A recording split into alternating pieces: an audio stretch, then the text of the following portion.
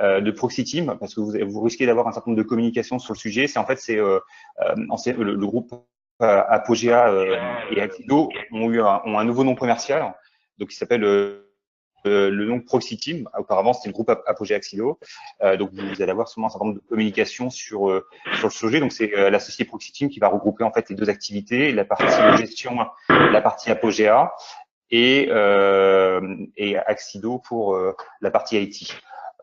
Rapidement, donc on a un groupe de 250 collaborateurs, deux sociétés, ce que je vous évoquais tout à l'heure. Donc une société qui s'occupe de tout ce qui est solutions de gestion, donc la société Apogea, et puis pour tout ce qui est solutions informatiques, notamment plutôt en région parisienne, c'est notre société sœur Axido. Voilà. Donc quelques chiffres rapidement concernant le groupe Proxy Team. Donc on a 13 agences réparties sur toute la France, dont le siège à Levallois, et un certain nombre d'agences sur la partie Bretagne, Pays de Loire, notamment autour de Nantes, Angers, Rennes, Quimper et Saint-Brieuc et Vannes. Sur la région centre, on va avoir Orléans, Bourges, Tours et Chartres. Et puis dans le sud de la France, on est représenté au niveau de l'agence de Bordeaux, Toulouse et puis Toulon. Voilà. Donc 3000 clients qui nous font confiance, 2 hotlines, une hotline pour la partie gestion sur Orléans et pour la partie technique du côté Axido sur Toulon et Levallois.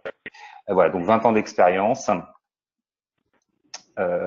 et à peu près 200 consultants et administrateurs sur l'ensemble des deux sociétés.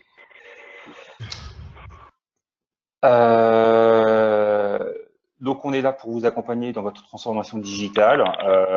Donc notamment pour la partie Axido, on s'est équipé dernièrement de 2 data centers qui sont 100% français, donc pour vous permettre d'héberger l'ensemble de vos solutions et vos données.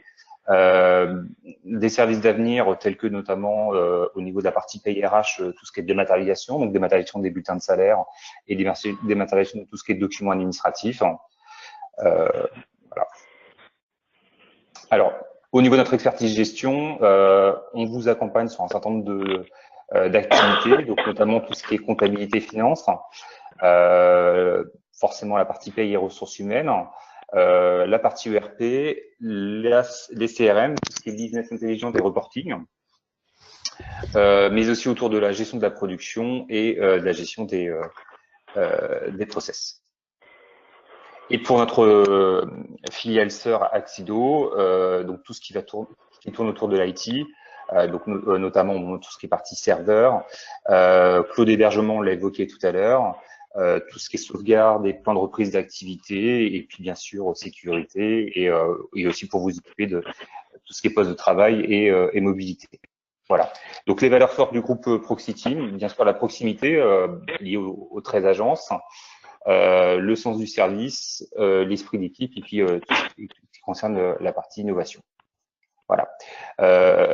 Alors pour concernant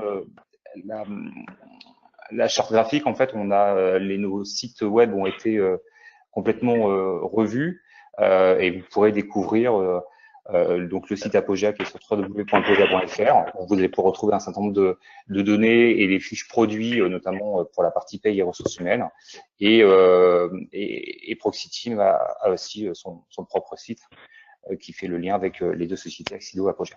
Voilà. On va commencer la partie prélèvement à la source. Donc le sommaire de notre réunion, donc, qui va se finir autour de 11 heures. Donc, on va évoquer la partie prélèvement à la source. Donc, dans un premier temps, la partie un peu plus théorique pour remettre un petit peu, se remettre un petit peu dans le bain de ce qu'on va devoir faire et les différentes étapes à faire entre aujourd'hui et la fin d'année de façon à être opérationnelle au 1er janvier 2019. Je profite aussi de cette présentation pour vous montrer le rappel de salaire. Il y a une nouveauté qui est arrivée au 1er janvier 2018 qui était la possibilité, l'obligation de faire, lorsqu'un salarié part de la société, un bulletin de salaire avec le plafond et les taux de l'époque de son départ. Donc là, je l'ai intégré à cette nouvelle fonctionnalité. Et je refais aussi un point sur les nouveautés légales, notamment les nouvelles présentations de bulletins de salaire qui sont liées aussi au prélèvement à la source, mais pas que. Et comme je sais qu'un certain nombre de clients ont sollicité les consultants et les commerciaux sur le sujet, je voulais refaire un point avec vous. Et puis enfin, on finira par la version de la paye qui est compatible justement prélèvement à la source et rappel de salaire et les présentations de bulletins de salaire. Donc le nouveau nom commercial de cette solution s'appelle la Sledgehammer Cloud PRH. Et en fait, la version i7 avec un certain nombre de fonctionnalités pour justement prélèvement à la source. Alors, le prélèvement à la source, donc différents points. Donc, on va revoir l'objectif et les principes de la réforme. On va voir comment se calcule le prélèvement à la source. Quels sont les différents types de taux? On va avoir différents types de taux au niveau du prélèvement à la source. Donc, on va rentrer un petit peu plus dans le détail. On fera le point sur le calendrier de la réforme. Quelles sont les différentes étapes que vous allez devoir passer pour être conforme au prélèvement à la source en janvier 2019. La déclaration, bien sûr, il va falloir le calculer sur le bulletin de salaire, mais il va falloir aussi le déclarer. Donc, on verra par quel type quel type de déclaration on va devoir faire déclarer le prélèvement à la source et le paiement du prélèvement à la source. Et puis enfin, on aura bien sûr, en France, on aura forcément des régularisations, des cas particuliers, et on finira par les obligations employeurs. Voilà. Alors, le principe, donc l'objectif du prélèvement à la source.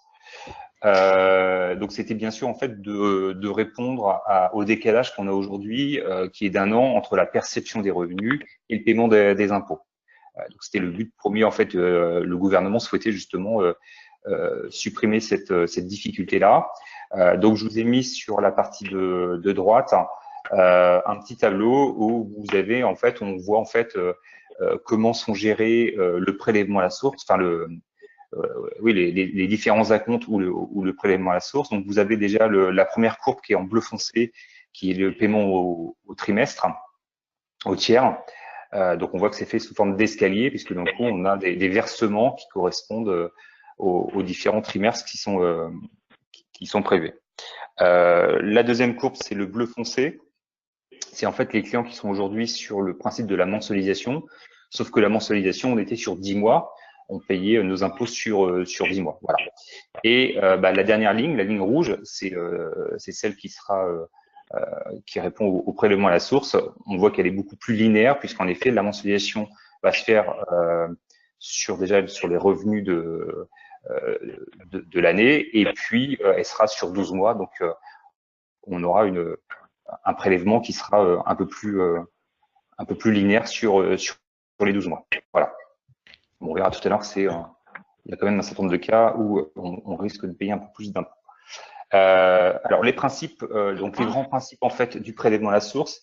Alors, déjà, ce qu'il faut bien assimiler, c'est que c'est pas une modification du calcul de l'assiette de l'impôt, c'est vraiment une réforme sur le recouvrement. C'est uniquement le recouvrement. Les impôts, on restera avec des avis d'imposition, les déclarations d'impôts. C'est juste le recouvrement qui va être différent. D'accord ? Donc, la mise en œuvre de la réforme est bien sûr au 1er janvier 2019.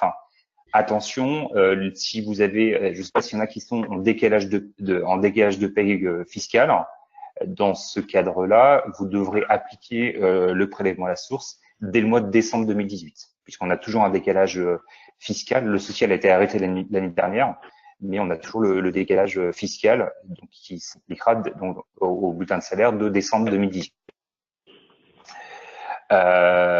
Autre point important de cette réforme, on a bien sûr l'absence du double prélèvement trésorerie. On ne va pas payer 2 fois d'impôt sur 2018 et 2019.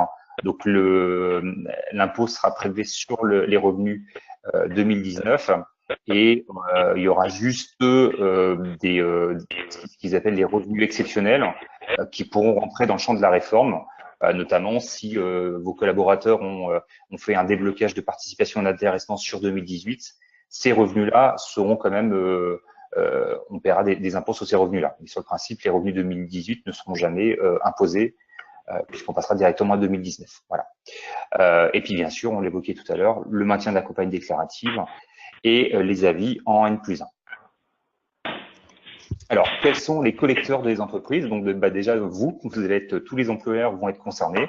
Donc, vous serez collecteur et vous devrez prélever au niveau des bulletins de salaire le prélèvement à la source, donc que ce soit entreprise, association, secteur privé, régime agricole, tout le monde est concerné au niveau de la collecte du prélèvement à la source.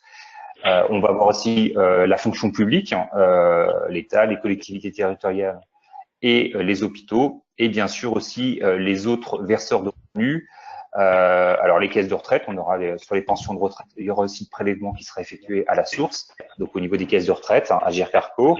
Et puis, alors je l'ai pas mis, mais on aura aussi Pôle Emploi, notamment pour les allocations chômage, Pôle Emploi, si les salariés sont assujettis à l'impôt, c'est imposable, on aura aussi le prélèvement qui se fera directement au niveau de Pôle Emploi. La CPAM aussi ou non? Non. D'accord. On verra tout à l'heure justement cette histoire d'IJSF, justement, c'est dans les cas particuliers. On le verra tout à l'heure.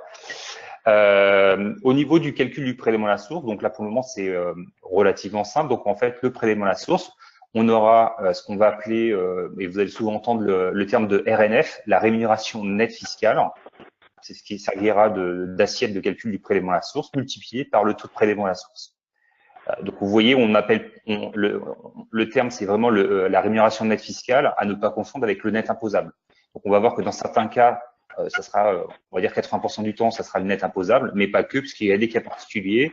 Et du coup, on aura une rémunération nette fiscale différente du net imposable dans certains cas. On verra tout à l'heure les différents cas. C'est pour ça qu'on n'utilise pas le même terme et qu'on est bien sur cette terminologie de RNF, rémunération nette fiscale, multipliée par le taux de prélèvement à la source. Alors, sur le taux de prélèvement à la source, on va avoir différentes cas. On va déjà aborder la partie taux. Donc, 3 possibilités pour le taux de prélèvement. Donc, déjà, le premier cas, c'est, je pense que vous avez tous dû faire votre déclaration d'impôt et à la fin de votre déclaration, vous avez un taux du foyer qui vous a été calculé en automatique. Donc, la première possibilité, c'est en effet d'appliquer ce taux de foyer qui vous a été communiqué à la fin de votre déclaration d'impôt. Ça, c'est le premier cas. Donc, si dans le cadre du foyer, il y a plusieurs personnes, vous allez devoir, vous avez aussi la possibilité d'opter pour un taux individualisé, qu'on appelle le taux individualisé, c'est-à-dire que c'est un taux qui va être recalculé par la DGFiP et qui tiendra compte en fait des rémunérations de chaque personne composant le foyer fiscal. Donc ça, c'est la deuxième possibilité.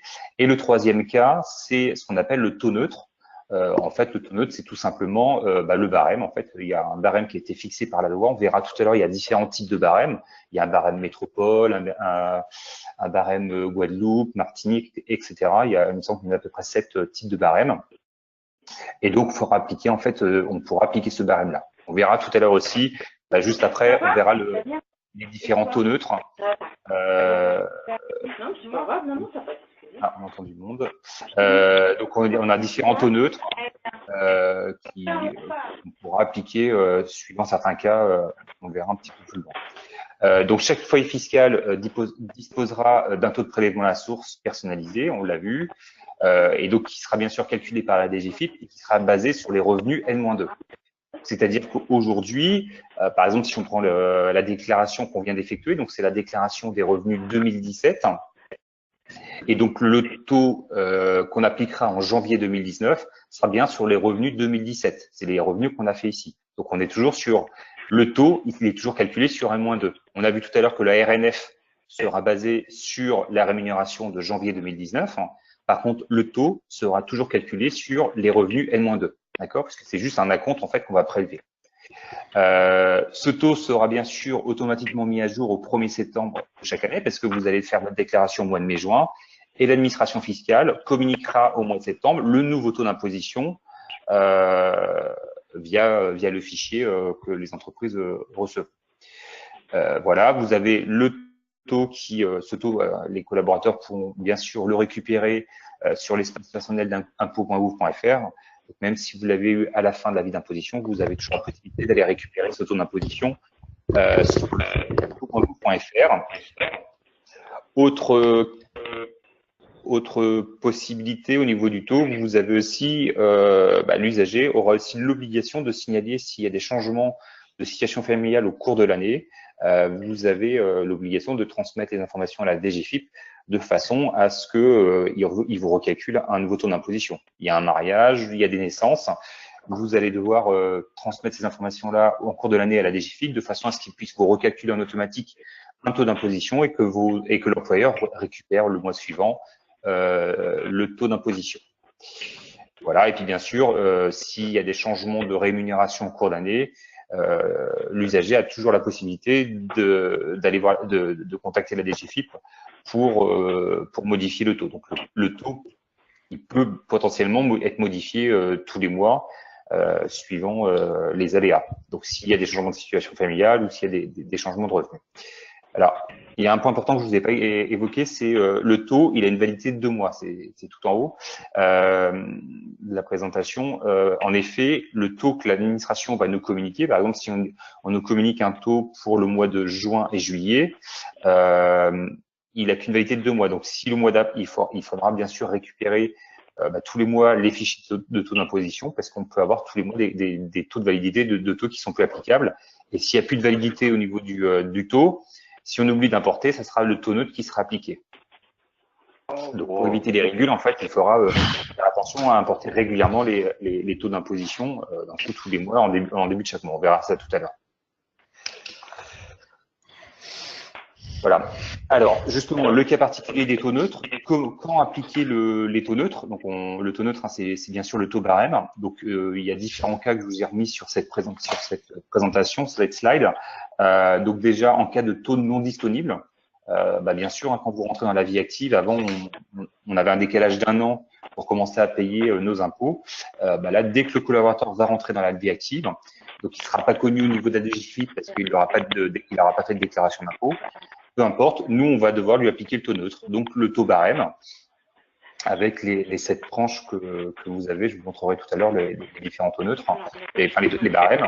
Voilà, donc dès qu'on rentre dans la vie active, il faudra nous appliquer sur les salaires ce taux barème. Si vous avez des salariés qui sont étrangers, qui de toute façon ne seront pas connus au niveau de la DGFiP, vous devrez aussi appliquer le taux neutre dans ces cas-là. Le deuxième cas, ça va être tout ce qui est échec d'identification. Tous les mois, vous allez recevoir le fichier des taux d'imposition de vos collaborateurs. Si dans ce fichier-là, pour une raison X ou Y, vous n'avez pas récupéré le taux de votre collaborateur, il faudra appliquer le taux neutre au niveau de son bulletin de salaire. Et le troisième cas, c'est une option aussi du collaborateur, de l'usager, pour ne pas transmettre son taux à son employeur. En effet, vous avez sûrement dû entendre que on a aussi la possibilité, suivant notre taux d'imposition, de ne pas faire connaître notre taux d'imposition à notre employeur. Donc, on peut faire la demande à la DGFiP et donc on devra notre employeur appliquera le taux barème et nous on paiera, on aura un prélèvement qui sera fait directement par la DGFiP du solde, de façon à ce que tous les mois la DGFiP reçoive soit via l'employeur ou soit en direct les acomptes sur les impôts. Voilà. Alors bien sûr, rassurez-vous, tout ça sera automatisé dans vos logiciels de paye. Donc si le taux,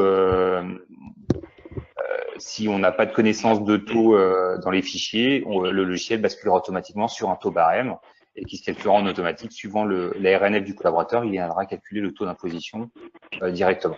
On verra tout à l'heure dans la présentation. Le calendrier de la réforme, donc je vous ai mis en gros rapidement comment va se passer en fait le prélèvement à source. Donc là, sur avril à juin, on aura la déclaration des revenus 2017, donc c'est ce qu'on vient de produire.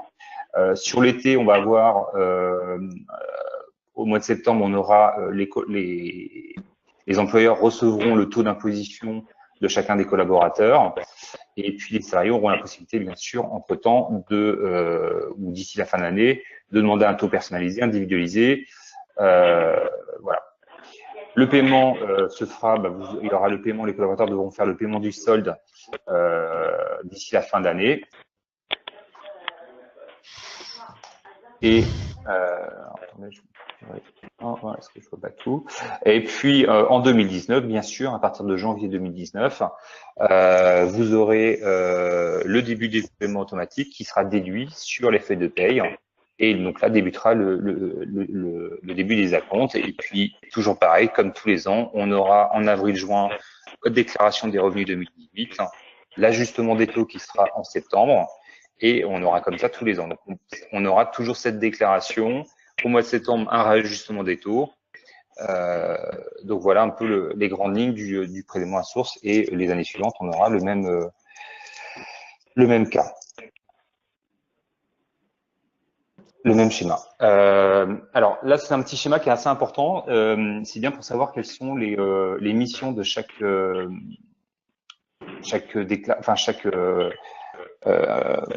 interlocuteur. Donc, on va avoir 3 types d'interlocuteurs. Donc, on va avoir le contribuable, on va avoir l'administration fiscale via la DGFiP, et on aura les entreprises, les caisses de retraite et Pôle emploi qu'on évoquait tout à l'heure. Donc, si on prend le schéma de gauche, donc le contribuable, lui, ses devoirs, ça va être de faire sa déclaration d'impôt. Donc, on voit que la déclaration, il va devoir la produire au niveau de l'administration fiscale. En contrepartie, l'administration fiscale, on verra l'avis d'imposition au contribuable, et le contribuable devra payer le solde. Donc, ça, c'est les relations qu'on a entre le contribuable et l'administration fiscale. L'administration fiscale, elle, va devoir communiquer le taux de prélèvement quand on aura fait la déclaration. Il communiquera le taux de prélèvement aux employeurs, aux caisses de retraite et au Pôle emploi. Et les obligations de l'employeur, ça sera de reverser l'impôt collecté à l'administration fiscale, et de prélever sur le bulletin de salaire le prélèvement à la source. Donc, on voit bien en fait dans ce schéma-là que c'est bien l'administration fiscale qui reste au centre problématique de prélèvement à la source, et en aucun cas, par exemple, le contribuable viendra voir l'entreprise pour un problème de taux d'imposition, etc. C'est sur le principe, parce que je pense qu'en effet, en pratique, on aura un certain nombre de collaborateurs qui viendront vous voir et qui ne comprendront pas que vous qui prélevez, que c'est pas vous qui avez la compétence de choisir le taux d'imposition des collaborateurs. Donc, c'est vraiment l'administration fiscale. C'était pour refaire un petit point sur les obligations de chacune des parties. Est-ce que vous avez des questions déjà sur cette partie-là? Qu'est-ce qui va se passer si une entreprise a des difficultés financières et n'est pas en mesure de reverser au fisc l'impôt sur le revenu prélevé? Alors, il y aura, comme on a aujourd'hui sur Pôle emploi, on aura des fonds de garantie. Je pense alors, c'est pas encore très précis, mais de toute façon, ça sera, comment ça s'appelle, il y aura sûrement peut-être des aménagements au niveau de l'administration fiscale. De toute façon, si l'entreprise a eu un défaut de paiement, le contribuable ne devra pas repayer 2 fois l'administration fiscale. Donc, c'est l'administration fiscale qui gérera ça directement avec l'entreprise, comme on a aujourd'hui quand il y a un défaut de paiement au niveau des URSSAF, au niveau des retraites, etc. On ne demande pas l'argent au contribuable. Donc, voilà, c'est l'entreprise qui sera poursuivi pour ce genre de choses. Voilà. Je pense que ça sera le même principe que s'il y a un défaut de paiement des URSSAF, des retraites, etc. Il y aura des fonds de garantie pour garantir au niveau des contribuables les cotisations et les droits. Et si alors, la personne ne veut pas, pardon, si la personne ne veut pas qu'on applique le taux ou le taux neutre, on est obligé d'appliquer un taux de toute façon. Vous avez l'obligation. De toute façon, si vous n'avez pas un taux qui a été donné par l'administration fiscale, vous devez appliquer le taux neutre. Donc, de toute façon, il n'y a pas de choix. Voilà. On verra tout à l'heure, je vous donnerai quelques exemples, parce qu'on a quelques précisions d'administration qui vous donnent un peu de souplesse, vous, au niveau des sociétés. Mais oui, il n'y a pas le effet. S'il y a un taux qui a été communiqué, vous n'avez même pas la possibilité de saisir les taux. Donc, c'est soit il y a un fichier qui est apporté, soit le taux qui est communiqué, quoi. On ne peut pas changer le taux. Et vous n'avez pas la main sur ça. Donc, en fait, c'est même pas modifiable, c'est ça dans le logiciel. Il y a un fichier qui est importé et on applique le taux. Vous pouvez pas dire demain, je vous applique comme des fois, on pouvait avoir sur les saisies sur salaire, il y avait un barème. Et après, des fois, on pouvait s'arranger où les employeurs mettaient un montant fixe de façon à ce que, par exemple, les primes de 13e mois viennent pas majorer la partie saisissable. Là, dans ce cas-là, on n'aura vraiment pas la possibilité au niveau des systèmes d'appliquer un taux spécifique pour un collaborateur. D'accord. Alors, comment va se passer la déclaration? Une petite question, s'il vous plaît. Oui, allez-y. Il était question à un moment donné qu'on a cherché sur un site Topaz ce fameux taux lors d'embauche de nouveaux collaborateurs. Oui, c'est plus d'actualité, je suppose. C'est le taux neutre, point barre. Très bonne question. Oui, alors je l'évoque pas là parce que c'est en cours de déploiement et c'est pas encore finalisé. En effet, en fait, on va alors juste un petit peu tôt, j'aurais voulu l'aborder juste après, mais c'est pas très grave. En fait, on abordera plus tard, il n'y a pas de souci. Ouais, je voulais l'évoquer juste après pour que ça soit peut-être plus concret pour tout le monde, qu'on puisse juste savoir comment récupérer les taux nominatifs. Et si à la slide d'après, si j'en ai pas parlé, vous me reposez la question, mais je vais vous parler de la norme Topaz. Alors, au niveau de la déclaration, ce qu'il faut savoir, c'est que bien sûr, on va pas avoir une autre déclaration, c'est bien sûr l'ADSN qui a été choisie pour faire la déclaration à la DGFiP du prélèvement à la source qu'on va effectuer tous les mois, et ça sera aussi via l'ADSN où on va transmettre lors de le versement en fait qui sera fait au niveau de l'ADSN. Donc l'ADSN, donc ça sera bien sûr au 5 ou au 15, on fera la déclaration et on fera le paiement via l'ADSN. Tout simplement, en fait, aujourd'hui, on a l'URSSAF, les retraites, la prévoyance, et ben vous aurez une autre caisse de cotisation, la DGFiP, et vous verserez dans le prélèvement à source dans ces caisses-là. Voilà. Est-ce qu'il y a des clients qui ne sont pas éligibles à la DSN? Non. Non, vous êtes tous éligibles à la DSN, parce qu'il y a encore certains cas particuliers, un peu fonction publique, qui ne sont pas éligibles à la DSN. Donc, dans ces cas-là, il y a une déclaration qui a été créée qui s'appelle le Passereau. Bon, voilà. Donc, je ne vais pas l'aborder si personne est dans ce cas-là, mais sachez que si vous entendez parler de Passereau, en fait, c'est la même chose que la DSN. C'est pour les clients qui ne sont pas éligibles à la DSN, où on va faire la déclaration et le paiement via cette déclaration qui sera spécifique. Voilà. Donc la déclaration via la DSN, bien sûr, je pense que vous le savez tous, la DSN se fait par SIRET, donc par établissement. Donc on aura le prélèvement à source se fera directement par établissement, et on verra tout à l'heure que les fichiers nominatifs s'importeront aussi par établissement. Le reversement, donc le paiement, se fera bien sûr tous les mois. Donc en prélèvement CEPA B2B, qui seront prélevés le 8 ou le 18, suivant si vous êtes en DSN du 5 ou du 15, 3 jours après l'envoi de votre DSN, vous allez avoir le prélèvement à la source qui sera prélevé sur vos comptes. Voilà. Donc en contrepartie de cette déclaration de cette DSN, vous allez avoir un fichier. Donc 8 jours après, l'administration fiscale va vous envoyer le taux d'imposition de vos collaborateurs. Donc par exemple, là, vous avez envoyé vos salariés du mois de mai 2018, vous l'avez envoyé votre DSN au 5. Entre le 5 et le 13 juin, vous recevrez un fichier avec les taux d'imposition de vos collaborateurs, et ce fichier-là s'appellera le CRM nominatif. Donc CRM pour compte rendu métier, et dedans, ça composera tous les salariés que l'administration, que vous avez déclarés dans votre DSN du mois d'avant, et qui, s'ils sont connus de l'administration fiscale, vous aurez le taux d'imposition des collaborateurs. Alors, justement, c'est peut-être là que je vais amorcer le sujet Topaz. Donc, vous comprenez bien qu'en fait, vous allez recevoir tous les taux d'imposition de vos collaborateurs connus le mois précédent.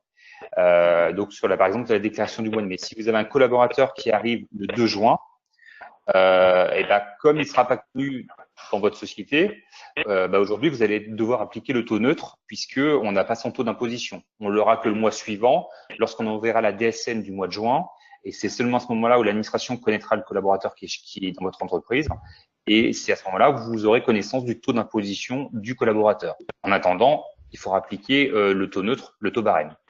Donc, en effet, pour répondre à cette problématique-là, parce qu'il est peut-être probable qu'il y ait des collaborateurs qui sont finalement pas imposables, et vous, comme vous n'avez pas son taux d'imposition, vous allez appliquer le taux neutre, et bon, pour une raison XY, il peut avoir une imposition qui peut être, un prélèvement à la source qui peut être opéré sur le premier mois. Donc, pour éviter justement les salariés qui ont beaucoup de turnover, d'entrée de sortie, l'administration est en cours de développement pour justement créer un fichier qui s'appelle la norme Topaz, qui permettra aux entreprises justement d'éviter d'attendre le mois d'après pour prélever correctement le collaborateur avec le bon taux d'imposition. Vous aurez une possibilité d'envoyer un fichier pour demander directement à l'administration fiscale le taux d'imposition du collaborateur, ce qu'on appelle la norme Topaz. Voilà. Donc là, c'est en cours, il y a un cahier des charges qui est sorti, les éditeurs, notamment Sedge, sont sur le sujet. Pour le moment, la norme n'est pas encore sortie, donc elle est toujours en test, en déploiement. Voilà, donc on espère qu'elle soit faite pour janvier 2018. Voilà, donc je l'ai pas mis aujourd'hui parce que c'est pas encore acté, c'est dans les cartons, mais ça n'a pas été encore, elle n'est pas encore exploitée, elle n'est pas encore en production cette version. Ça répond à votre question? Oui. Moi, j'avais espoir que ce soit abandonné et puis qu'on applique d'office le taux neutre parce que ça fait encore une contrainte supplémentaire lors de. Alors après, je ne sais pas si vous aurez l'obligation de faire. Hein. Je ne sais pas si vous aurez l'obligation. Voilà, c'est ça que je voulais savoir. Je pense que il y a eu un certain nombre de lobbying au niveau de certaines sociétés d'activité qui ont justement demandé ce genre de choses pour éviter peut-être au niveau de certains collaborateurs, peut-être dans les hôtels, cafés, restaurants, ce genre de choses où il y a beaucoup de et éviter d'avoir des règles. Parce qu'en fait, l'administration nous dit aujourd'hui, vous n'aviez pas connaissance du taux neutre, du taux de l'employeur, donc vous avez appliqué le taux barème.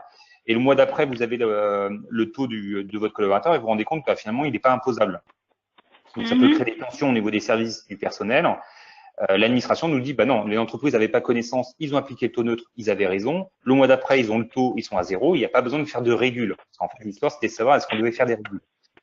Donc, l'administration nous dit, l'entreprise n'est pas obligée de faire de régule. Par contre, si elle le souhaite pour faire plaisir à son collaborateur, elle peut appliquer une régule. Et donc là, on pourra appliquer une régule du prélèvement à la source. Voilà. Et donc, je pense que c'est par rapport à cette question-là, où il y a peut-être certains employeurs qui préfèrent anticiper les choses et avoir le taux d'imposition parce qu'il y a une forte probabilité que les salariés viennent leur mettre un peu la pression pour dire tu fais la règle, etc. Voilà. Le sujet était pas. Comment? Ça peut se comprendre pour des salariés qui vont pas être imposables, qui ont oui, tout à fait. C'est exactement. Là, aujourd'hui, l'administration est très claire sur le sujet. Elle dit il n'y a pas aucune obligation pour l'employeur de faire de régule. Vous avez appliqué les choses comme il se doit, mais vous avez quand même la possibilité de faire une régule au niveau des salariés. Donc, je pense que c'est pour éviter ce genre de problèmes au niveau des prélèvements que la norme est rentrée en vigueur. Voilà. Après, on n'a pas beaucoup plus d'informations sur le moment sur le topage. Est-ce qu'on devra l'appliquer forcément? Est-ce qu'il y a des sociétés qui pourront continuer à le gérer comme on le travaille aujourd'hui, comme on le fait aujourd'hui? Ça, je sais pas. Donc, c'est en cours. C'est vrai que j'ai préféré pas l'aborder parce qu'il y a encore un certain nombre d'interrogations sur cette norme topaz. Mais c'est dans les cartons, en effet. Merci. De rien. Donc la déclaration, donc là c'est pareil, c'est un petit schéma qui vous explique. Donc on a vu tout à l'heure, donc le déclarant tout en haut, c'est l'entreprise. L'entreprise va déclarer via la DSN le passereau les collaborateurs. En contrepartie, la DGFiP donnera 2 fichiers. Donc on a parlé du CRM nominatif, donc c'est le 2 qui vous donnera les taux d'imposition des collaborateurs. Mais il y aura aussi dans ce fichier-là des éventuelles anomalies. S'il y a des salariés qui sont non reconnus et s'il y a des anomalies qui ont été reconnues le mois d'avant, entre des écarts, on vous aurait envoyé un taux, vous n'aurez pas appliqué le bon taux, donc vous aurez à la fois les taux d'imposition, mais des anomalies sur des salariés non trouvés, inconnus, ou des écarts de taux que vous auriez mal passé le mois d'avant. Donc ça, c'est le premier CRM, le CRM nominatif. Donc ça, on a pu le tester parce que Apogea a été pilote avec Sedge sur le prélèvement à la source depuis le mois de mars. Et le deuxième fichier que vous récupérez de l'administration fiscale, c'est le CRM paiement. Donc là, on l'a pas pu tester parce que on n'a pas fait de paiement, on a fait juste du déclaratif. Vous aurez en effet, comme on l'a pour l'URSSAF, savoir si le prélèvement a bien été effectué correspondant réellement à la DSN que vous avez traitée. Voilà. Donc vous aurez 2 comptes rendus, le CRM nominatif avec les taux d'imposition et les anomalies, et un CRM sur le paiement vous indiquant que tout est bon ou s'il y a un souci au niveau du prélèvement. Voilà. Concrètement, comment ça va se passer dans la DSN, donc dans cette GS, vous aurez 2 blocs qui vont être générés. Donc, il y a un bloc individu et un bloc paiement. Donc, le bloc individu, alors vous le voyez en haut à gauche, en haut à droite, pardon, excusez-moi. Vous avez donc la date de versement. Donc là, moi, c'est un extrait d'une DSN qu'on a fait en février 2018. La rémunération nette fiscale, donc qui est à 7511,07. On va descendre un petit peu plus loin et on va voir, vous allez retrouver en S21 G0050 006 le taux de prélèvement à la source. Donc là, le taux qu'on a appliqué sur le bulletin de salaire, qui est un taux à 14%. Vous aurez le type du taux. En fait, le logiciel va générer si c'est un taux qui a été transmis par la DGFiP, ce qui est le cas, ou un taux barème, le taux neutre, etc. Donc là, vous allez avoir, nous, on va transmettre dans la DSN le type de taux que vous avez transmis. Donc là, le 14%, c'est un taux qu'on a reçu de la DGFiP. L'identifiant, vous avez forcément un identifiant au niveau de la DGFiP. Et derrière, le montant qui a été prélevé, donc qui doit correspondre à 7507 multiplié par 14%.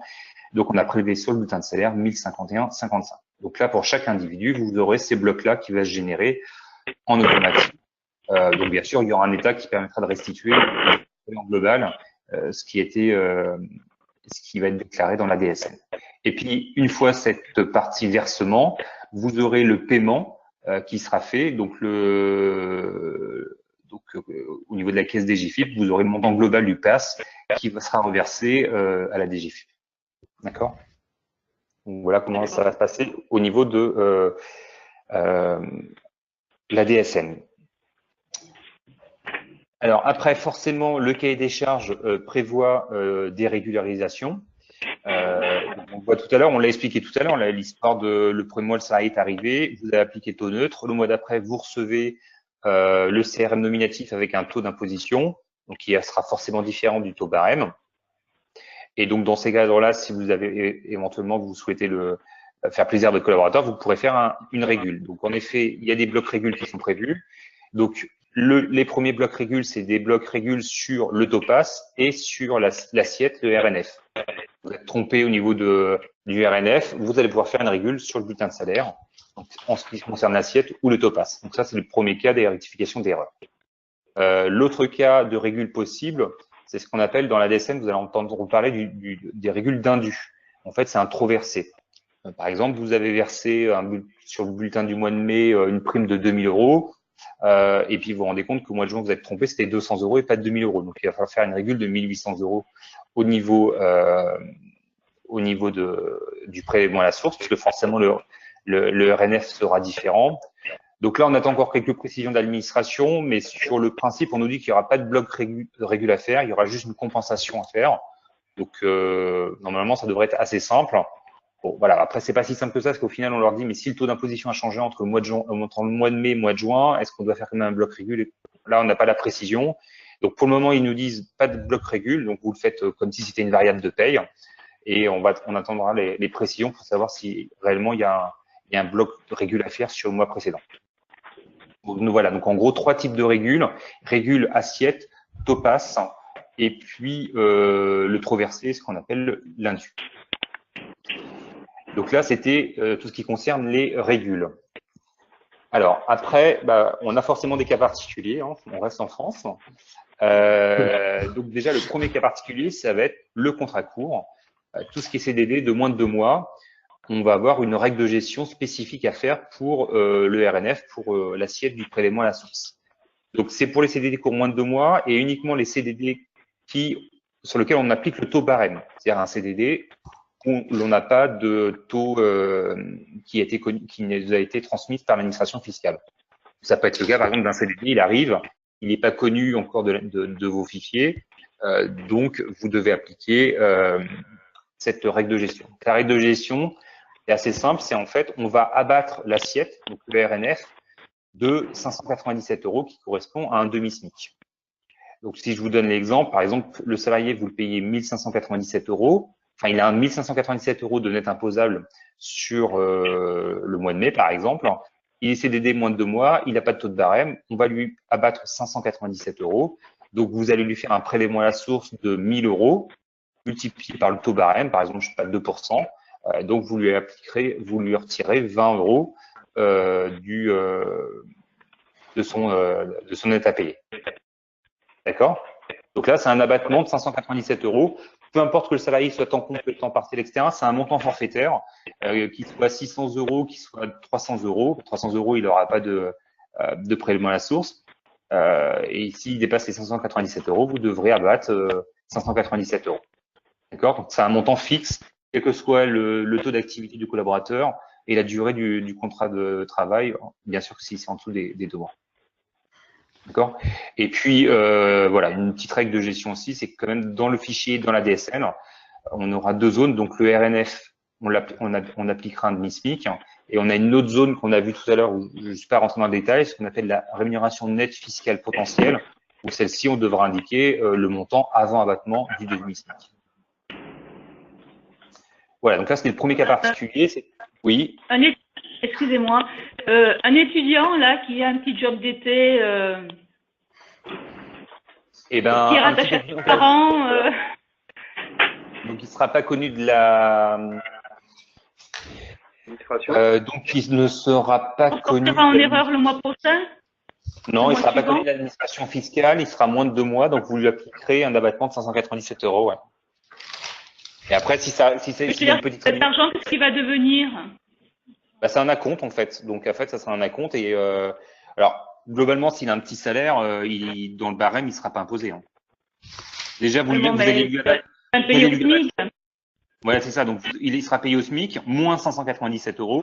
Le taux barème, il sera 0 hein, pour ce collaborateur-là. Donc, il aura une RNF de 1000 €. Dans le barème, on me semble qu'on commence à… j'ai un trou de mémoire. Je vous redirai tout à l'heure, mais il sera à 0 en fait. Il n'aura pas de taux d'imposition. Très bien. Voilà, c'est justement pour répondre à ce genre de cas-là. Pas de connaissance du taux du foyer et décédé moins de 2 mois, notamment les saisonniers, ce genre de choses. Théoriquement, vous ne devrez pas appliquer de taux barème, puisque vous l'abattez de 597 €. Donc, s'il est payé au SMIC, voilà, il n'aura pas de taux d'imposition. Très bien, ok. Alors, l'autre cas particulier, là, c'est un petit peu plus complexe, c'est le cas des IGSS. Donc, ça va répondre à une des questions que quelqu'un a évoquées tout à l'heure. Donc, les IGSS en cas donc c'est uniquement lorsque vous pratiquez la subrogation des IGSS maladie, déjà. C'est le premier point. Donc là, comme c'est l'employeur qui perçoit les IGSS, là, on va avoir une règle de gestion à appliquer. Alors, les IGSS maladie peuvent être imposables ou non selon que l'arrêt, en fait, que le salarié relève d'une affectation en longue durée. Pour contourner cette difficulté-là, on va devoir, nous, employeurs, prélever sur les IGSS maladie pendant les 60 premiers jours du prélèvement à la source. Alors, peut-être pour que ce soit un petit peu plus précis, je vous ai fait un exemple de bulletin de salaire pour voir un petit peu comment ça va être géré au niveau du bulletin de salaire. Donc là, je vois un salarié. Tout le monde voit le bulletin de salaire, ouais. C'est clair. Donc, on va voir une ligne de salaire de base. Mal, hein. Comment? Ouais, c'est mal. D'accord. Je vais essayer de vous l'expliquer. Ce sera peut-être un peu plus précis. Je sais que c'est un peu petit, mais Okay. donc on a un salaire de base, un salaire de 4 200 € brut, enfin de salaire de base. Le salarié est absent 49 heures. Donc, on va faire sa déduction de maladie, donc 49 heures fois son taux horaire. Donc, on va avoir une déduction de 1336,36. Dans le cas de ma convention collective, je lui fais un maintien de salaire de 100% à 100%. Donc, j'ai ma ligne de maintien de salaire maladie 49 heures avec son taux horaire pour le même montant, donc 1336,36. Donc, pour le moment, mon brut est toujours de 4 200 € puisque j'ai un maintien de ma maladie à 100%. Par contre, je pratique en effet la subrogation. Donc, je vais avoir le calcul des IGSS, donc les 266,04 et éventuellement la garantie sur le net. Et donc, en déduction, ce qui va me permettre d'abattre, enfin de réduire mon brut sécurité sociale. Donc là, j'ai plus un salaire de 4 200 €, mais j'ai un salaire de 3 890,76. Donc, c'est sur cette base-là que sont calculées toutes mes cotisations sociales. Ce qui fait que j'ai et puis en bas du bulletin de salaire, je vais avoir le calcul des IGSS net. Donc là, pour ce bulletin de salaire-là, en fait, le logiciel me calcule un net imposable de 3 155,12. Donc, si vous voyez la ligne prélèvement à la source, retenue prélèvement à la source, là, j'ai pas la base de mon prélèvement à la source n'est pas de 3 155,12, mais de 3 411,05, puisque en effet, puis là, je suis dans un arrêt inférieur à 60 jours, maladie. Donc, l'État me dit, en plus, à la place on calcule prélèvement à la source sur son net imposable, mais comme on pratique la subrogation, toi, employeur, tu dois venir rajouter les IJSS qui ont été versés. Donc, 348,22 plus la CSG à 3,80. Donc, ce qui me fait, il faut que tu rajoutes à ce net imposable là 255,93 qui correspond au montant imposable des IJSS. Donc, en effet, je vais majorer en cas d'arrêt maladie inférieur à 60 jours, je vais venir majorer l'assiette de mon retenu à la source de façon à prélever plus au niveau du bulletin de salaire. Et tout ça jusqu'à la limite des 60 jours que nous impose voilà, la réglementation. Donc, c'est là où ça va être un petit peu plus compliqué. En cas de subrogation, il va y avoir une gestion, en fait. En bas de bulletin de salaire, vous aurez en gros des rubriques d'IJSS imposables au prélèvement à la source et d'autres qui seront non soumis au prélèvement à la source.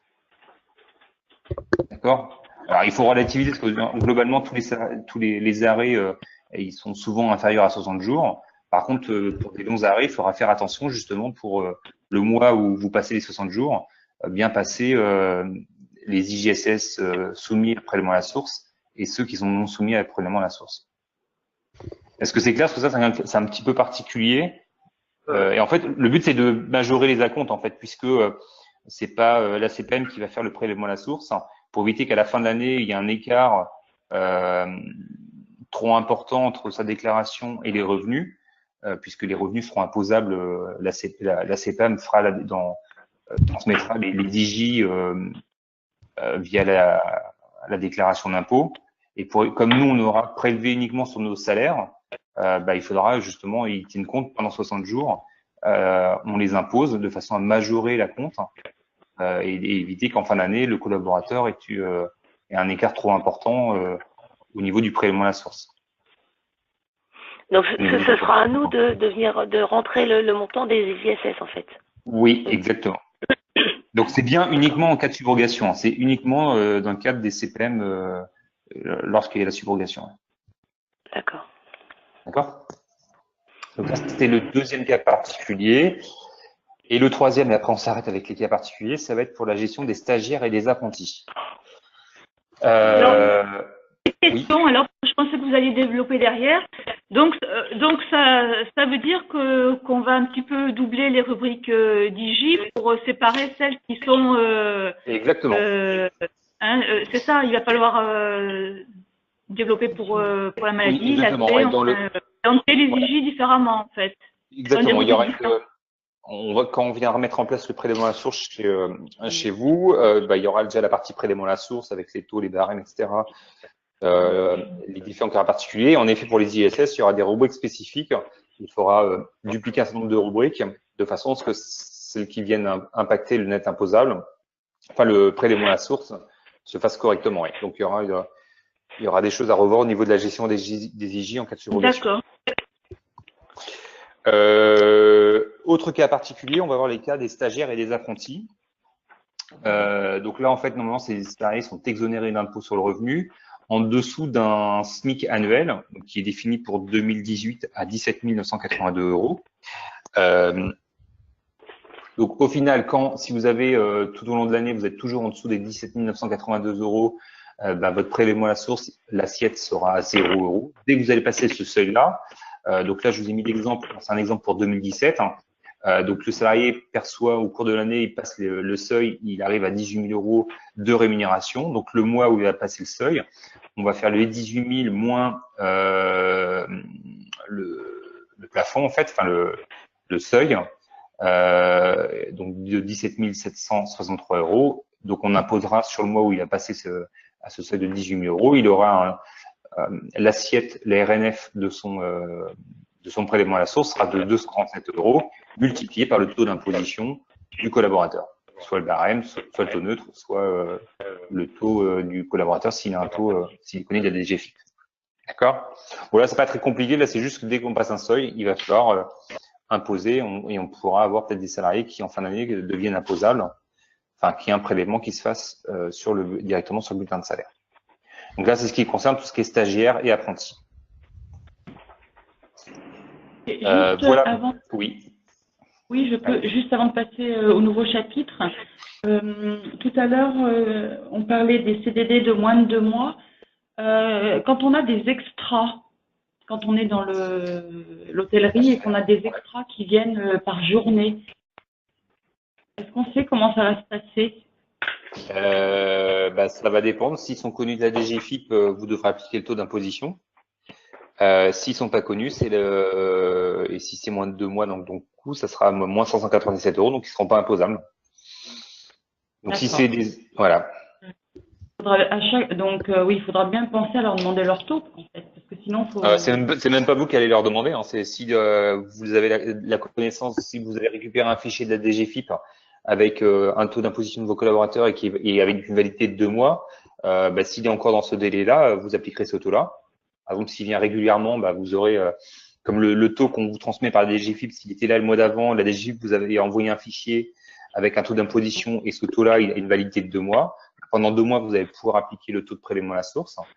Si vous n'avez pas connaissance de taux, s'il n'était pas connu dans vos fichiers, il faudra abattre de 597 €, donc il sera potentiellement non imposable. Et on n'aura pas d'acompte qui sera fait. D'accord. Oui, parce que ça arrive souvent quand même qu'on ait des personnes qui viennent qu'une journée, quoi. Dans ces cas-là, il n'y aura pas de prélèvement. Ouais. D'accord. Parce qu'il ne sera pas connu et c'est le seuil des 597. Alors, les obligations pour les employeurs. Donc, la première chose, si on synthétise vos obligations, donc la première chose, il va falloir appliquer le taux transmis par la DGFiP. C'est pas vous qui allez déterminer le taux. Donc, c'est bien sûr à vous de d'appliquer le taux de la DGFiP.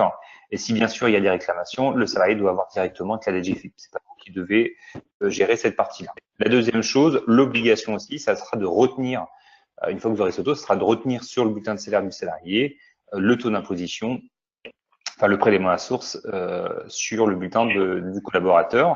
La troisième chose, il va falloir la déclarer. Une fois que vous aurez prélevé sur le bulletin de salaire, il faudra déclarer les éléments via la DSN pour chacun de vos bénéficiaires. Et la troisième chose, ça sera, une fois que vous l'aurez déclaré, il faudra reverser l'argent à la DGFiP, donc le mois M+1. Voilà. En gros, les bulletins du mois de mai, vous allez les déclarer via la DSN du mois de juin, donc on est bien à M+1. Donc, le 5 ou le 15 du mois suivant, vous transmettrez et vous reverserez les sommes à la DGFiP. Voilà les 4 obligations de l'employeur. Si on synthétise les différentes étapes que vous allez devoir faire, la première étape, c'est aujourd'hui, c'est de vous assurer que vous allez avoir une solution qui sera compatible prélèvement à la source. Par chance, Sedge est compatible. Donc, déjà, vous avez la solution Sedge qui permettra de répondre à la partie prélèvement à la source. La prochaine étape, ça sera au mois de septembre, qui va être de réceptionner les taux des collaborateurs. Donc, l'administration mettra à disposition de toutes les sociétés à partir du mois de septembre des taux qui seront appliqués au 1er janvier 2019 via les CRM nominatifs. Et alors c'est pas une obligation, mais ce que conseille très fortement l'administration et Apogea, nous on accompagne aussi dans cette démarche-là, c'est d'aller dans la préfiguration du bulletin de salaire. C'est-à-dire que dès connaissance des taux, on vous incite fortement à le communiquer auprès de vos salariés sur les bulletins de salaire, de façon à ce qu'au mois de janvier, les salariés, vous n'ayez pas non plus tous les salariés qui débarquent dans vos bureaux parce qu'ils n'ont pas eu connaissance du taux d'imposition et qu'ils vont avoir des démarches à faire auprès de la DGFiP. Donc comme ça laisse les collaborateurs entre septembre et décembre. S'ils sont pas contents du taux qui aura été matérialisé sur les bulletins de salaire du mois d'ici la fin d'année, ils pourront aller voir la DGFiP éventuellement pour changer les taux ou faire des démarches auprès de la DGFiP pour actualiser le taux. Voilà. Donc ça, c'est la deuxième étape. La troisième étape, donc ça vous concernera un petit peu plus, c'est que à partir à l'automne, vous devrez faire la déclaration de vos coordonnées bancaires sur le site des impôts dans le cadre du reversement du prélèvement à la source. Et en contrepartie, vous devrez aussi transmettre à votre banque le mandat CEPA pour que tout se passe correctement en février. Donc, ce sera la déclaration de janvier qu'on vous paierez le 8 ou le 18 février. Et la dernière étape, c'est au mois de décembre, valider la mise en place, que tout soit finalisé de façon à ce que vous puissiez être autonome dès le mois de janvier, que le prélèvement se fasse correctement et que la déclaration via la DSN se fasse correctement. Voilà. Donc, si on synthétise le prélèvement à la source dans la paye Sedge, donc Sedge permettra d'intégrer les taux individuels des collaborateurs. Donc, on pourrait récupérer les taux de l'administration. Ça permettra aussi de déterminer les taux d'imposition, donc savoir si c'est le taux neutre ou le taux d'imposition. Bah, le logiciel permettra de le déterminer en automatique. Il permettra aussi de faire le prélèvement sur le bulletin de salaire, gérer tout ce qui est régule. Il y aura un nouveau bloc régule qui a été fait et ça permettra aussi de générer le prélèvement à la source dans la DSN pour janvier 2019. Est-ce qu'il y a des questions sur la partie prélèvement à la source? Peut-être s'il reste quelques minutes. Moi, j'ai une question. Aujourd'hui, on dépend tous de centres des impôts différents. Comment l'argent va être réparti comme ça? On n'aura qu'une caisse en fait. On est tous du même centre des impôts. Alors, on n'a qu'un interlocuteur. On n'aura pas comme l'URSSAF. On se posait la question au début, mais on déclare que la DGFIP. Tout sera transmis à la DGFIP. Et après, je pense que c'est un retraitement manuel, mais on n'aura pas comme l'URSSAF, on a des caisses régionales où justement dans la DSN, il faut qu'on indique le SIRET de l'URSSAF, si c'est l'URSSAF région parisienne, région centre ou PACA. On n'a pas cette gestion-là en fait. Donc a priori, on transmet à la DGFIP et puis je pense qu'avec l'identifiant, ils vont faire leur petite mixture en interne derrière et répartiront derrière. Et quand on va avoir le taux au mois de septembre, on pourra faire une simulation pour les salariés qui le demandent ou pas? Oui, alors je vais vous le montrer. Là, là il y a rappel de salaire, il y en a pour 2 secondes et juste après, je parle de la présentation du bulletin de salaire. Je ne l'ai pas intégré au prélèvement à la source parce qu'il y a d'autres sujets qui ont été abordés avec les prélèvements de salaire. Donc, je vais vous le montrer dans 2 minutes. Là. D'accord. Il y a d'autres questions sur le prélèvement à la source? Vous n'avez pas évoqué les sociétés d'intérim, comment elles vont procéder en fait? De la même façon qu'une société, ils demanderont. Alors, je me demande si c'est pas justement pour eux que le fichier Topaz a été créé, justement pour qu'ils puissent avoir les taux d'imposition, mais ils auront la même gestion. Hein. C'est-à-dire que s'ils ont le taux d'imposition, ils devront appliquer le taux d'imposition directement sur les revenus en fait. Hein. Donc c'est un bulletin de salaire. Ils vont s'arracher les cheveux. Hein. Ouais, je pense. Ça va être un peu compliqué pour elles. Ouais. Après, je pense qu'ils auront des systèmes qui permettent d'intégrer un certain nombre de choses. Les éditeurs qui sont spécialisés dans des sociétés d'intérim, il y a très peu de logiciels qui sont comme c'est un peu particulier, c'est des éditeurs bien spécifiques qui permettent de répondre à la fabrication de leur bulletin de salaire. Donc ils essaieront, je pense, d'automatiser un certain nombre de choses. Okay. Mais ils auront les mêmes règles de gestion que vous en fait. Hein. Il n'y a pas un cas particulier intérim. Donc, ils devront faire le site prélèvement. S'ils n'ont pas connaissance, ça sera le taux barème. S'ils ont connaissance des taux d'imposition, ils devront appliquer le taux d'imposition des DGFIP. Comme le D'autres questions sur le prélèvement à la source? Non,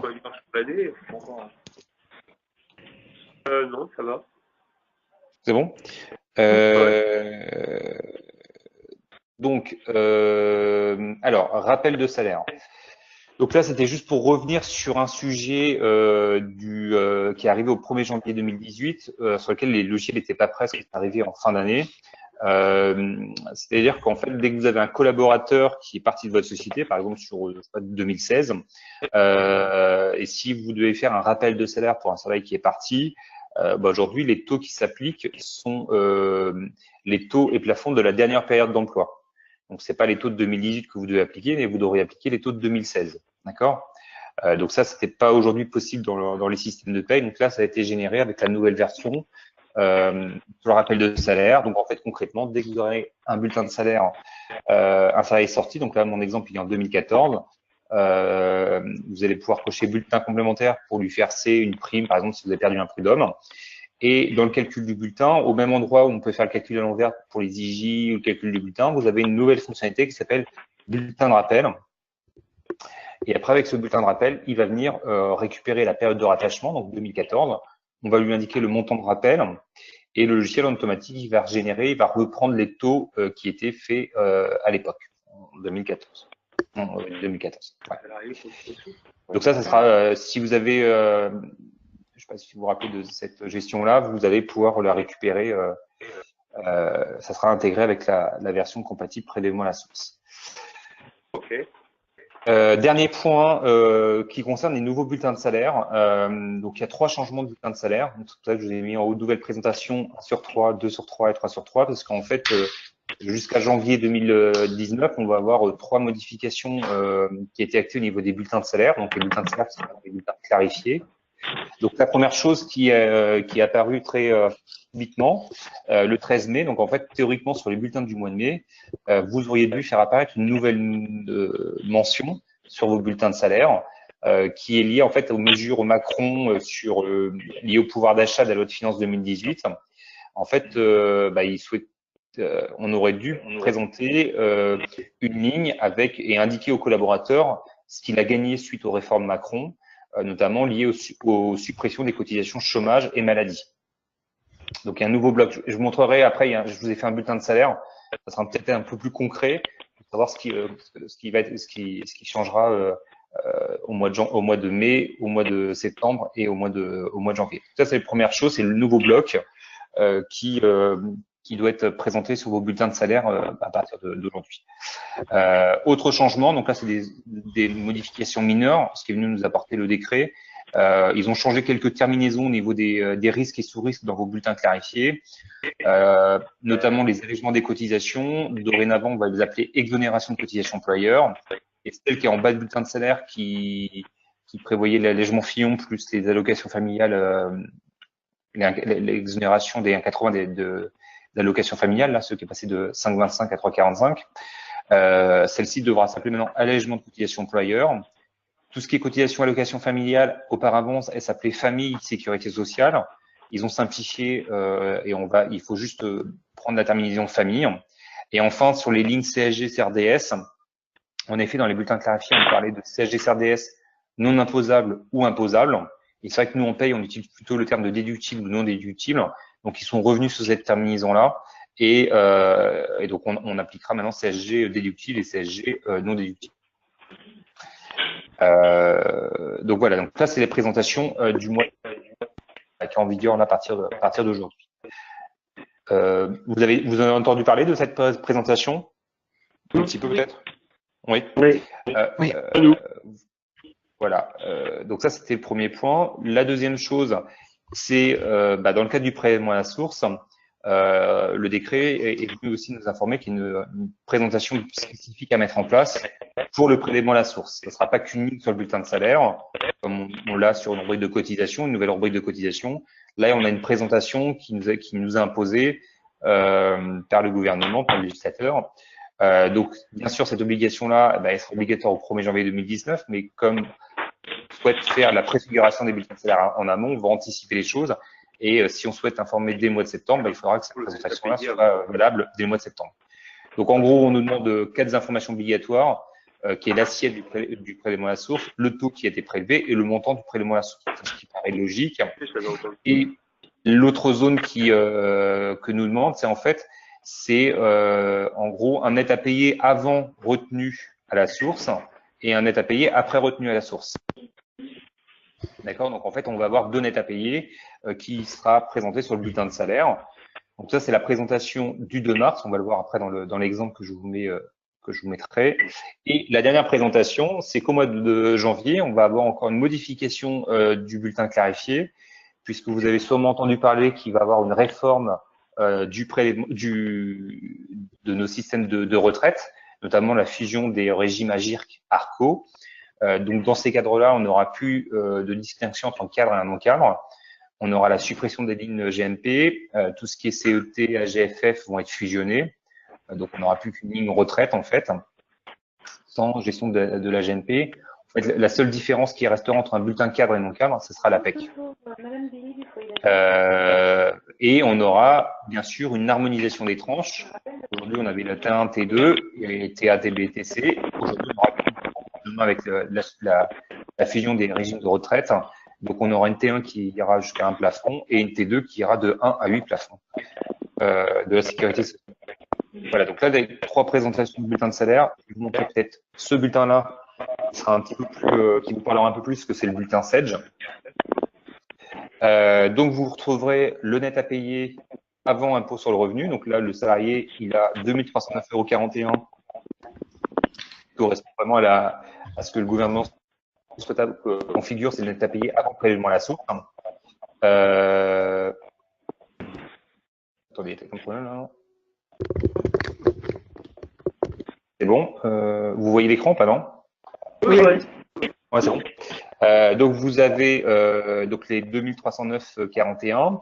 En dessous, donc vous avez une ligne qui s'appelle don évolution de la rémunération liée à la suppression des cotisations chômage et maladie. Donc nous, il va falloir qu'on valorise ces informations-là pour qu'on fasse figurer en fait l'exonération qui a été fait en début d'année avec les suppressions des cotisations chômage maladie, et on viendra aussi compenser avec parce que la CSG est quand même augmenté entre temps. Donc, et exactement, le montant, c'est les cotisations maladie chômage moins la CSG CRDS, puisque celle-ci est évoluée au mois de janvier. Donc, là, il va falloir qu'on valorise ça sur les bulletins de salaire pour faire afficher les 6103. Et en dessous, vous aurez la ligne, donc le bloc impôt sur le revenu. Vous voyez bien que ça ressort sur une ligne spécifique. Donc, impôt sur le revenu, prélèvement à la source. Donc, vous avez là-bas, donc la RNF, 2732,94. Donc là, c'est un cas simple, donc ça correspond à notre net imposable. Le taux qui sera prélevé, donc là, on a un taux de 10,50, donc c'est le taux qui sera prélevé sur le bulletin de salaire. Le montant, 286,96. Et en dessous, vous avez le net à payer. Donc ça, le net à payer en euros, c'est le vrai net à payer qui correspond au virement du collaborateur. Donc là, comme on est. Pourquoi l'impôt il n'est pas déduit? C'est le même. Est-ce que oui, c'est le même. Exactement, c'est une très bonne question, parce que là, en fait, c'est le bulletin du mois de septembre. Au mois de septembre, il ne sera pas prélevé. Et au mois de janvier, en effet, au mois de janvier, vous aurez, en fait, ça sera différent. Au mois de janvier, vous aurez les 2309,41. Donc la ligne du haut restera 2309,41. Vous aurez les 286,96 et le net à payer sera dans les 2000 euros, on va dire. Donc au mois de janvier, vous aurez bien le prélèvement. Donc là, en fait, oui, je ne vous l'ai pas dit, c'est le bulletin type du mois de septembre, en fait. Okay. Au mois de janvier, vous pourrez, ça sera différent. C'est bon pour tout le monde, c'est un bulletin politique, hein. C'est de la communication, c'est du marketing. Clairement, ouais. Donc voilà, donc en effet, c'est ce qu'il faudra figurer. Et puis bon, après, les risques et sous-risques en haut, il y aura un petit peu de changement, mais c'est pas là le plus important. Là. Vraiment, les deux gros changements, mis à part les petits changements de terminaison au niveau des risques et sous-risques, ça va être le net à payer avant impôt, les évolutions liées à Macron, et puis la présentation du prélèvement à la source.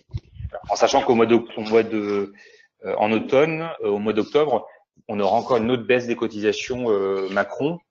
On aura la fin des cotisations assurance chômage qui devront baisser en mois d'octobre, puisque ça se passe en 2 étapes. Okay. Et cette info, elle va se reporter automatiquement? Laquelle? La ligne, là, dont évolution oui, en fait, oui, voilà. C'est pour ça qu'on le prévoit dans le cadre de l'accompagnement des prélèvements à source chez nos clients, pour éviter qu'on intervienne plusieurs fois chez les clients qui est surcoût.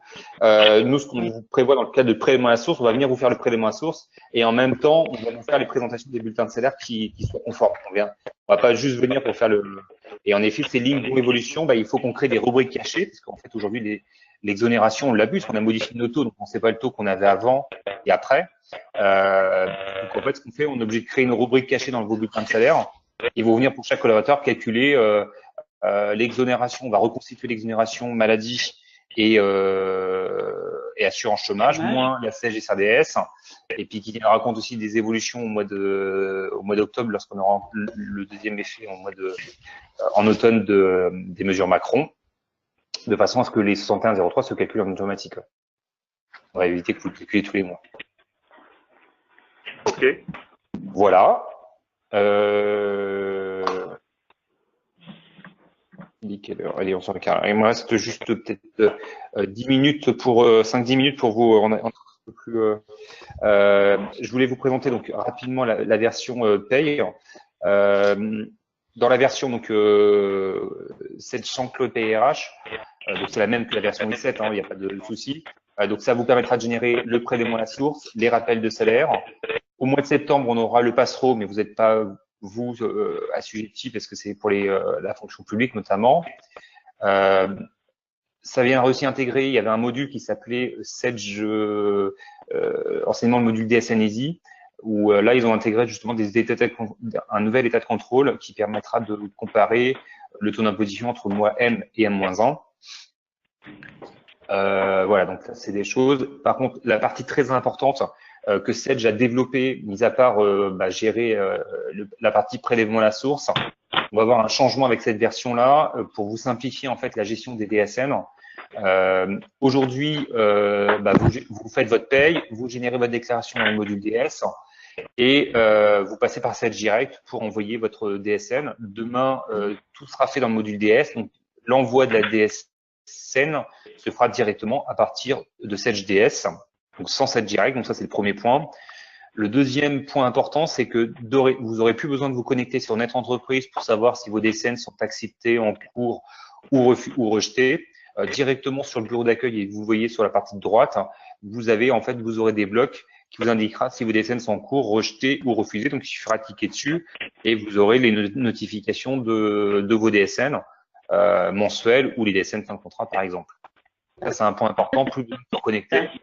Et lorsqu'on est Bravo. Oui, c'est ça, c'est vraiment un point important. C'est pour ça que j'ai voulu le souligner. C'est plus pour nous. Voilà, c'est vraiment pour gagner en productivité sur la partie DSN. Et l'autre point important qui est aussi qui est très intéressant, alors le service sera bien sûr multi-utilisateur, donc pour les clients qui travaillent à plusieurs sur de paye. Et alors les deux autres points importants, c'est vous aurez aussi les bilans métiers qui seront directement consultables par simple clic dans votre logiciel de paye. Plus besoin de se connecter sur Net Entreprise pour savoir si la DSN a été refusée pour l'URSSAF, pour les retraites, pour les prévoyances. Vous aurez directement accès via un simple navigateur web. Ça viendra directement vous donner les comptes rendus métiers des DSN. Donc ça, c'est le point important.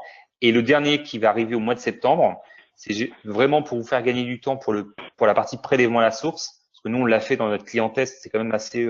On avait deux établissements. Il fallait aller sur notre entreprise, aller sur les DSN, aller récupérer les fichiers XML avec des tailles de fichiers qui ne correspondent à rien du tout. Il fallait les renommer et après les importer dans notre logiciel de paye. Donc là, ce que Sedge prévoit aussi avec cette version-là sur le patch qui sortira au mois de septembre, c'est de récupérer en un clic. Bon, c'est l'image, mais en un clic, vous pourrez récupérer les taux de prélèvement à la source. Et comme si vous avez par exemple 10 sociétés ou 10 ou 15 établissements, ça fait 15 fichiers à chaque fois à importer, à récupérer sur notre entreprise, à les stocker sur votre disque dur, les renommer pour savoir quels sont les fichiers qui correspondent, parce c'est des fichiers avec de l'alphanumérique, mais qui a ni le numéro SIRET, ni le nom d'établissement, rien du tout. Donc il faut les renommer et après aller dans les dossiers et les importer. Donc là, ça sera en automatique avec cette version-là. Donc, et le module s'appellera Sedge EDI Online. Voilà. Donc là, ce que je peux vous dire en plus. Alors, le dernier point, c'était Sedge Customer Voice. C'est que dans cette version-là, vous avez aussi une possibilité d'être en contact direct avec Sedge et faire votre demande d'amélioration directement à l'éditeur. Aujourd'hui, les clients passaient par nous. Et là, vous pouvez faire des demandes d'amélioration ou des retours, des avis à Sedge directement via votre bureau d'accueil. Vous aurez aussi une petite vignette qui permettra d'aller se connecter sur Internet et poser et envoyer des demandes d'amélioration à l'éditeur directement. Voilà. Est-ce qu'il y a des questions? J'étais un peu rapide et j'étais un peu plus long au niveau du timing. Il est 11h15. Oui, j'avais une question en fait, c'est que notre entreprise pratique le décalage de paye. Et on se posait la question justement de revenir à une paye normale. Est-ce que l'année fiscale 2018 ça a été entériné que c'était une année fiscale blanche? Est-ce qu'on a intérêt à payer les 13 mois de salaire sur l'année 2018 du coup? Fiscalement, vous voyez, le décalage de paye fiscale, c'est pas. Vous êtes toujours sur 12 mois normalement. Non, mais on a payé par exemple la paye de décembre dernier, on l'a payé début janvier. Donc au niveau imposition, là si on paye décembre prochain en décembre, on aura 13 mois de salaire sur l'année 2018. Mais il y a toujours le décalage. Il y a toujours le décalage fiscal, donc vous votre année. Si nous on choisit, on décide de le supprimer. D'accord, ok, j'ai pas compris. Si vous décidez de le supprimer, en gros, la déclaration 2018, elle va servir à quoi? À recalculer un taux on recalculera un taux sur 13 mois. Normalement, les revenus 2018, ce ne sera pas considéré comme des revenus exceptionnels.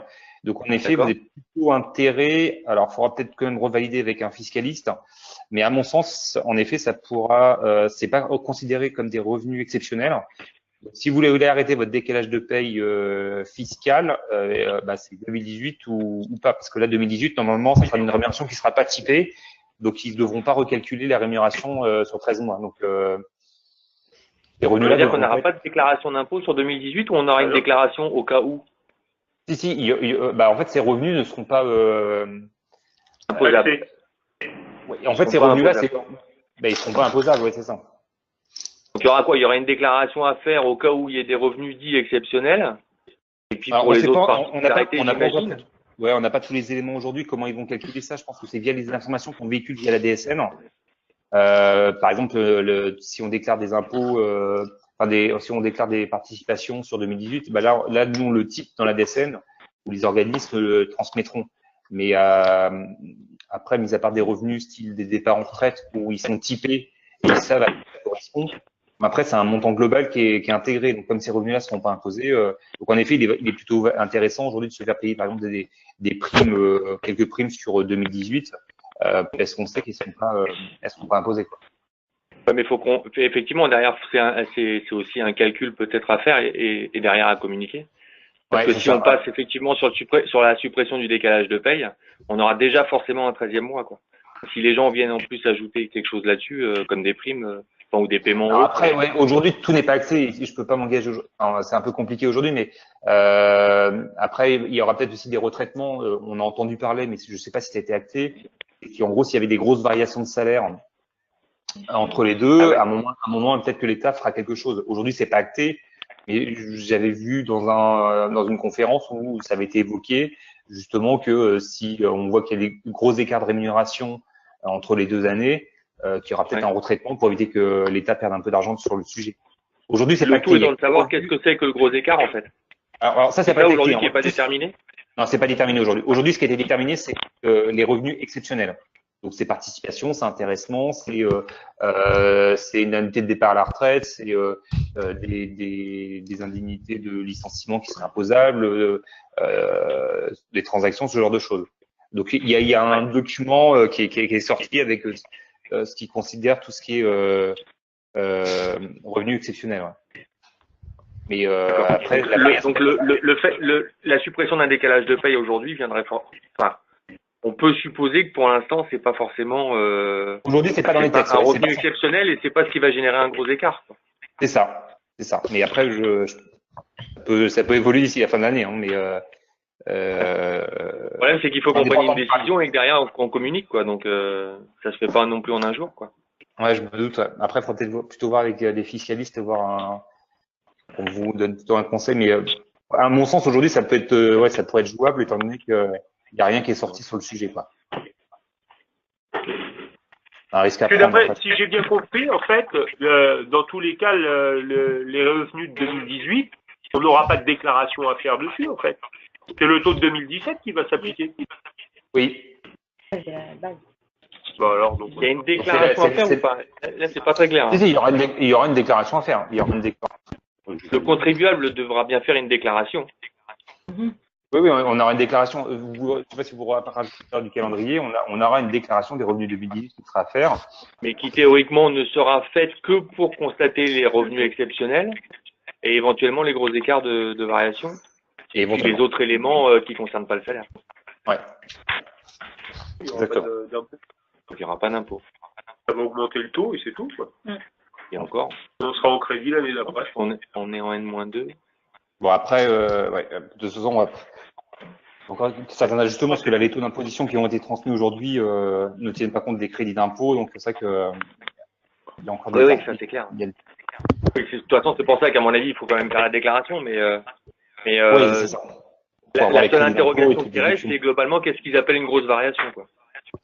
Ouais, ça c'est mon interprétation. Moi, je l'ai entendu. La suppression de décalage de paye est une variation énorme.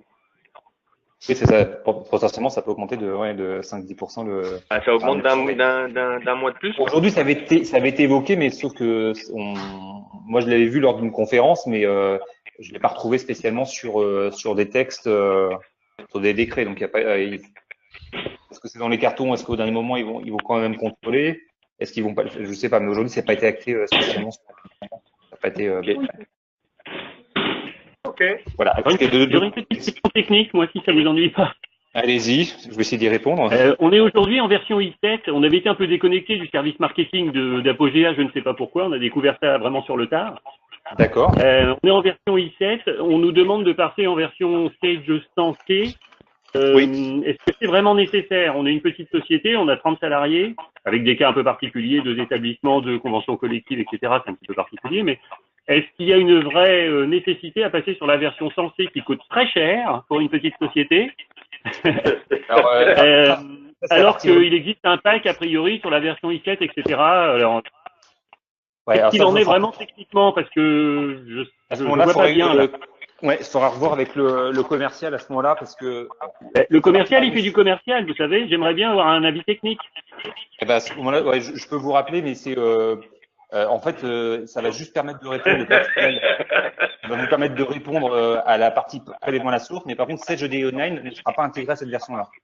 Je sais pas si, avec le pack et tout ça, parce qu'a priori sur la version i7, il y a un pack et tout pour permettre de passer tout ça. Oui, voilà, mais il sera aujourd'hui. Ce pack-là permet juste de répondre à la partie gestion passe et voilà, mais vous n'aurez pas l'amélioration, les améliorations qui sont liées au Sage EDI Online qu'on a vu tout à l'heure, au compte rendu métier, etc. Ça, c'est pas livré par défaut, c'est même pas une option dans la version i7. Donc pour les tout petits clients, il est peut-être envisageable de peut-être rester sur une version i7, les moins de 20, moins de 30, pour éviter de passer sur une base. C'est un peu technique, mais un peu les bases de SQL, parce qu'en effet, il peut avoir il peut avoir des coûts assez importants. Par contre, aujourd'hui, la version 7 de Pay RH, l'évolution entre les deux, entre le pack Legalpolice et la nouvelle version, à ma connaissance, il y a très très peu d'écart. J'ai vu un client qui avait, je sais plus, 20-30 salariés où c'était 150 € et l'autre c'était 180 €. Donc on parlait de maximum une centaine d'euros voilà. Donc après, faut voir au cas par cas. En gros, les clients je ne vais pas le dire là où est fort, parce qu'il y a d'autres gens qui écoutent. Il y a des années-lumière ce que vous annoncez là. Bah, à ce moment-là, vous êtes votre commercial. Vous êtes avec qui? C'est Monsieur Dumont, Jonas Dumont. Jonas, d'accord, ok. Je refais le point avec. Et vous êtes la société. Je prends juste un papier. Alterna. Et ça va vous coûter cher. Hein. Alterna, ok. Oui, puis après, le côté technique, le côté gestion de base SQL, etc. Les commerciaux vous rappelleront après parce que c'est un peu complexe chez Sage, donc même moi j'ai pas toutes les informations. Et après, on pourra rééchanger ensemble, même si je peux vous rappeler, il n'y a pas de souci si vous voulez avoir un peu la partie technique. Ok, très bien. Okay. Juste alors là, en 2 mots, ça va faire rire tout le monde. Est-ce qu'on aura le petit slide? Oui, on vous envoie tout ça. Ouais, on vous envoie tout ça. Parfait. C'est prévu pour demain. Demain, on vous envoie tout ça. D'accord, merci beaucoup. Voilà, merci. Merci en tout cas pour toutes ces infos. Merci. Merci beaucoup.